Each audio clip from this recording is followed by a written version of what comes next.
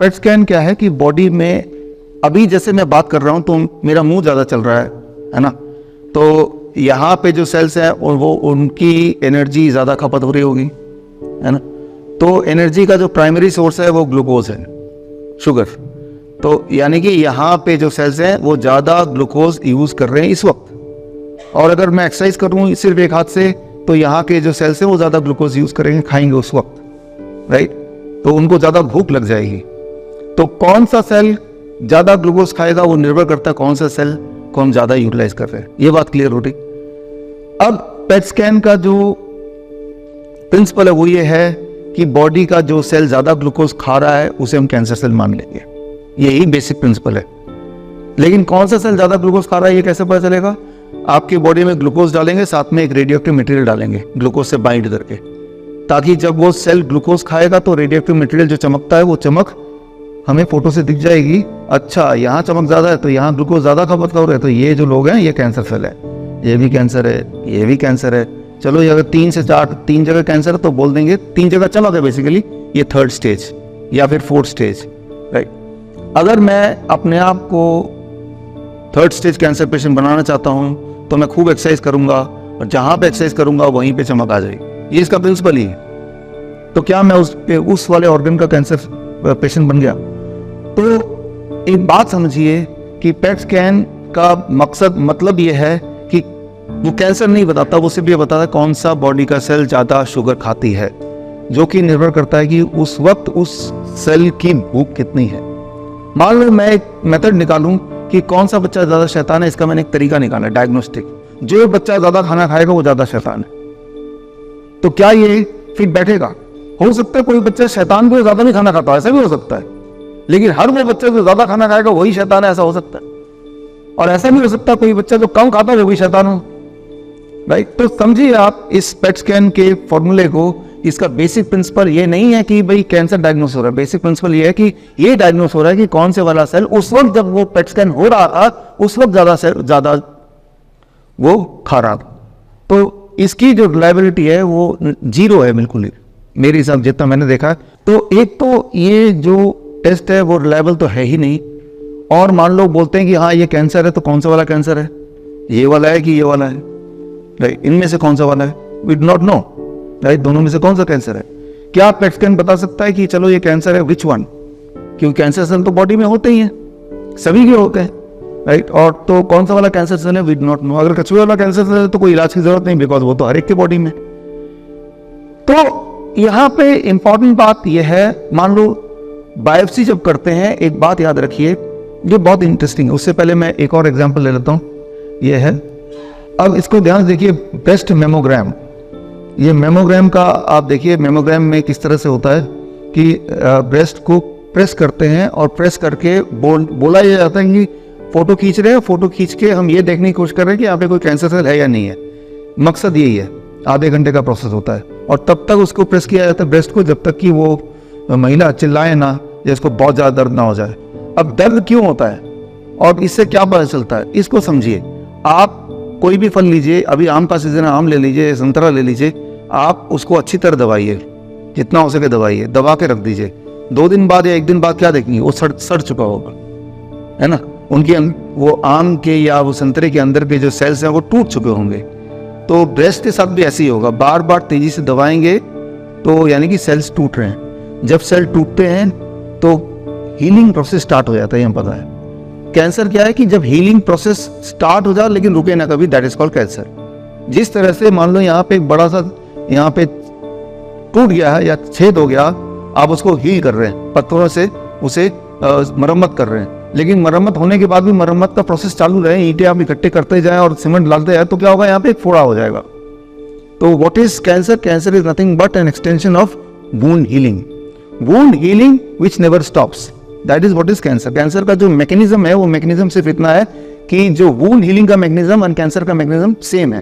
फर्क सिर्फ इतना है, वुंड हीलिंग में यानी कि जो जख्म की हीलिंग में एक टाइम के बाद वो हीलिंग का प्रोसेस खत्म हो जाता है, जबकि कैंसर में वो चलता रहता है। तो चांसेस है जब आप अपने बॉडी के किसी ऑर्गन को बहुत ज्यादा इंजर कर देंगे तो उसकी वुंड हीलिंग प्रोसेस स्टार्ट तो हो जाएगी लेकिन खत्म कभी नहीं होगी, दैट बिकम्स अ कैंसर। तो मेमोग्राम कैंसर को डिटेक्ट नहीं करता है, वो कैंसर को प्रोड्यूस करता है। Very very clear. तो जो लोग ये चाहते हैं कि मेरे बॉडी में कैंसर आ जाए, वो ही मेमोग्राम कराए। सेम है बायोप्सी। बायोप्सी में भी आपको पता ही है कि आपके बॉडी को इंजर किया जाता है, उसको एक बॉडी का टुकड़ा निकाला जाता है, वो भी वहां से जहाँ ऑलरेडी पहले से पेन है। तो वहां भी वुंड हीलिंग का प्रोसेस शुरू हो जाएगा, और वुंड हीलिंग अगर खत्म ना हो, दैट बिकम्स ए कैंसर। तो एक ऐसा डायग्नोस्टिक्स जिसमें रिलायबिलिटी तो शून्य है, उससे कैंसर भी बन सकता है, बहुत पेनफुल है, कई लोगों को ब्लीडिंग भी होती है, कई लोगों को इन्फेक्शन भी हो जाता है, और बॉडी के कुछ पार्ट्स में छेद भी हो जाते हैं, और कुछ लोग तो मर ही जाते हैं बायोप्सी कराते कराते ही। तो मैं ये बोलना चाह रहा हूँ बहुत ही क्लियर शब्दों में कि बायोप्सी है, पेट स्कैन है, मेमोग्राम है, ये कैंसर को डायग्नोस करने के बहाने कैंसर को प्रोड्यूस करते हैं। इसके सारे एविडेंसेस, मैं रिपीट कर रहा हूँ कि ये एविडेंसेस आपको दे दिए जाएंगे। तो अगर आपके पास एविडेंस बायोप्सी का रिपोर्ट है और इसके बेसिस पे अगर आप बोल रहे हैं कि भाई मैं कैंसर पेशेंट हूं, तो वो बेसिस अपने आप में क्वेश्चनेबल है। तो क्या बेसिस होना चाहिए, उसके ऊपर मैं आ रहा हूं आगे, क्या बेसिस होना चाहिए। लेकिन उससे पहले हमें एक बात समझना होगा, रूल नंबर 3, जब भी कभी रेडिएशन या कीमोथेरेपी होती है किसी की, तो उसके बॉडी में अगर कछुए वाला कैंसर सेल है, जो कि है हम सबके बॉडी में, वो खरगोश में कन्वर्ट हो जाता है। फॉर एग्जाम्पल, मेरी बॉडी में अभी कोई दिक्कत नहीं है, लेकिन मेरे ऊपर कीमोथेरेपी करेंगे तो मेरे बॉडी में कछुए वाला कैंसर सेल तो है ही, तो that will convert into, it will become a rabbit. यानी कि कीमोथेरेपी और रेडिएशन अगर करेंगे, जो लोगों ने कराया आप में से, आप गौर कीजिए, रेडिएशन कीमोथेरेपी जस्ट पहले का हेल्थ स्टेटस और कराने के बाद का हेल्थ। आप गौर करेंगे, अगर आप ऐसे किसी पेशेंट को जानते हैं कि पहले वो ठीक ठाक ही थे, अपने पैर पे ही चल के गए थे हॉस्पिटल, और कीमोथेरेपी हुई और वो डिटेरियोरेट होता गया लगातार, फिर वो एक्चुअल पेशेंट बन गया। यही इसका ट्रेंड है जो आप देखेंगे। Chemotherapy and radiation do not control और क्योर कैंसर। ना तो वो कंट्रोल करता है, ना क्योर करता है, वो सिर्फ प्रोड्यूस करता है। तो जब भी कभी आपको कोई बोलता है कीमोथेरेपी कराना है, तो एक्चुअली वो आपको बोल रहा है कि मैं आपके बॉडी में और कैंसर सेल प्रोड्यूस करना चाहता हूँ, right. It translate to that, right. तो क्या कोई कीमोथेरेपी से ठीक हो सकता है? जो चीज कैंसर बनाती है उससे कोई ठीक नहीं हो सकता, वो तो एक इंसान खराब हो सकता है। अब फाइनली एक बात आती है, तो ठीक कैसे हो? हम में से कुछ लोगों के बॉडी में सही में खरगोश वाला कैंसर सेल होगा। पहले तो पता कैसे लगाएं? बड़ा सिंपल है, उनके बॉडी में खुद ही इतना पेन होगा, उनके बॉडी में ट्यूमरस ग्रोथ बाहर से भी दिखाई देगा, उनके हीमोग्लोबिन लेवल एकदम डाउन करेगा, उनको बहुत ज्यादा वीकनेस रहेगी, वो चले नहीं पाएंगे। They are the true patient. वो मतलब सिम्टोमेटिकली अगर दिख रहा है तो वो ट्रू पेशेंट है, वो सही में उनके बॉडी में खरगोश है। अच्छा, खरगोश को कछुए में कैसे कन्वर्ट करें? उसका एक तरीका है, that is resetting the body clock. The moment we reset the body clock, तो फिर क्या होता है, वो सिम्टम जाने लगते हैं, उसका हीमोग्लोबिन स्टेबल हो जाता है, उसकी वीकनेस गायब हो जाती है, वो ट्यूमरस ग्रोथ अब कम होने लगता है। तो हमें कैसे पता चला पेशेंट ठीक हो रहा है? हमें जैसे पता चला कि वो बीमार था, वही वाला पैरामीटर से पता चला वो ठीक हो रहा है।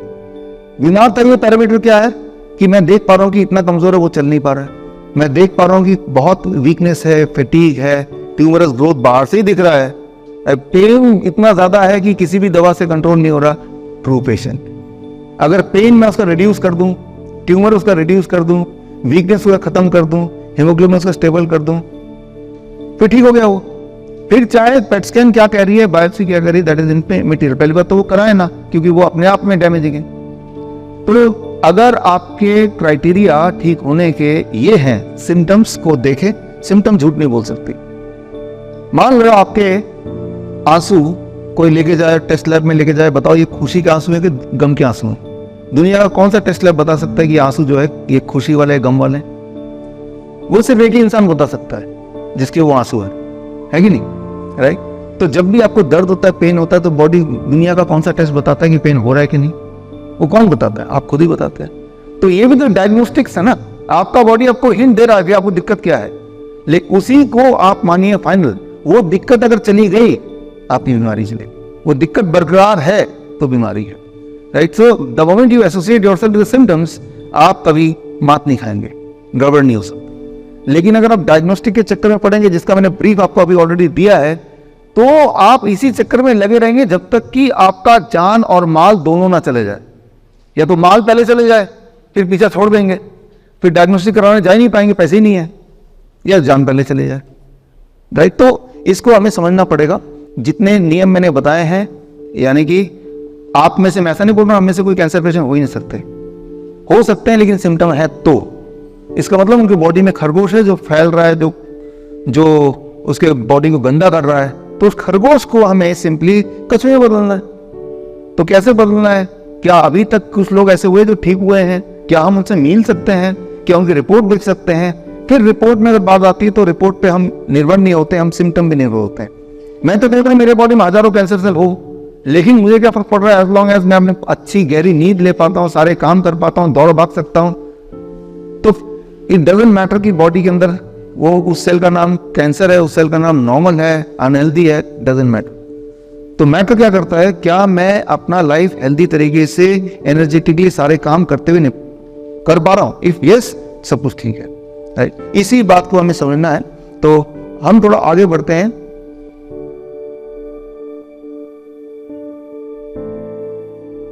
ये मान लीजिए ये पेड़ कैंसर है, राइट, और इसको हम बोलते हैं कि अच्छा कैंसर है, ये पेड़ के सारे जो लीव्स हैं हरे वाले, ये सारे कैंसर है। तो आपको ये लीव्स नहीं चाहिए बिकॉज दीज आर कैंसर, ऐसे मान लेते हैं। तो मैं आपको एक सोल्यूशन देता हूँ, ऐसा करते हैं सर्जरी से सारे लीव में गायब कर देता हूँ, अभी काट देता हूँ, तो सर्जरी से गायब हो जाएंगे। अभी कोई देखेगा डायग्नोस्टिकली अल्ट्रासाउंड करके, अरे वाह सारे लीव गायब हो गए, लेकिन आज से 4 दिन बाद दोबारा आएंगे तो क्या मिलेगा? दोबारा से आएगा, आ ही जाएगा ना। हाँ, तो अच्छा एक और आदमी आता है, मैं रेडिएशन डालूंगा, जला दूंगा सारे लीव ऊपर से, एक भी लीव नहीं बचेगा। वो रेडिएशन वाला आएगा, वो रेडिएशन लगाएगा, पूरा जल गया। अब अल्ट्रासाउंड करेंगे, अरे वाह एक भी लीव नहीं बचा, वेरी गुड। अब 4 दिन बाद आएंगे, क्या दिखेगा? दोबारा से पत्ते दिखेंगे। फिर एक और आएगा तीसरा, ऐसा करता हूँ ऊपर के जो पत्ते जहाँ जो आपको पसंद नहीं ना, नीचे तो आप हैं, ये तो नहीं मार सकते, ऊपर के पत्तों में मैं केमिकल छिड़क देता हूँ, कीमोथेरेपी, केमिकल थेरेपी कर देता हूँ, वो सारे मुरझा गए, मर गए, राइट। लेकिन यहाँ तो खुराक है, तो 4 दिन बाद आएंगे तो क्या दिखेगा? दोबारा से अपनी जगह पे आएगा। तो जब आप रेडिएशन, कीमोथेरेपी, सर्जरी की बात करते हैं तो वो एक आंखों का धोखा, इस बात को समझना होगा। कॉज अच्छा, अगर मुझे रियल में अगर ये कैंसर इसको खत्म करना है तो मुझे क्या करना है? नीचे का एनवायरमेंट खत्म करना पड़ेगा। अगर मैं बोलूं मुझे कैंसर खत्म करना है तो मैं बोलूंगा इसका एनवायरमेंट, अब मैं ऐसे रख दूं, 4 दिन बाद क्या दिखेगा? ये सूख जाएगा। तो हमने क्या किया? इसके रूट्स के एनवायरमेंट को चेंज कर दिया, राइट। तो जो सेटिंग द बॉडी क्लॉक क्या है कि हम जो एनवायरमेंट है, जो खुराक है, उसको बदल देंगे। उसको बदल देंगे तो ये कितना भी भयंकर पेड़ क्यों ना हो, कितना भी बड़ा वृक्ष क्यों ना बन गया हो, इट हैज टू डाई।